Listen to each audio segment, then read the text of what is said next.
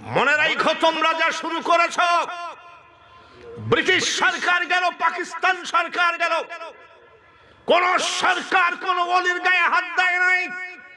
আর তোমরা ওলির মাজার গুলোকে যেভাবে শুরু করে দিয়েছ, এমন অসুখ হবে যে অসুখ তোমরা ডাক্তার খুঁজে পাবা না। এক মুরব্বি বলেছিল, আমি যদি কোনোদিন প্রধানমন্ত্রী হয়ে যাই, শাহজালালের মাজারকে লাঠি মেরে ভেঙে ফেলব। পায়ে এমন অসুখ হয়েছে, সিঙ্গাপুর যায় পা কেটেছে। শেষ পর্যন্ত পা কাটা ন্যাংড়া অবস্থায় কবরে যেতে হয়েছে। খবরদার, হুঙ্কার এদিক ওদিকে মারার চেষ্টা করো, গৌসুল আজম ভান্ডারীর উপরে হুঙ্কার মারার চেষ্টা করো না। শহর কুতুব আমানত শাহ মাজারের উপরে হুঙ্কার মারার চেষ্টা করো না, সর্বনাশ হয়ে যাবে।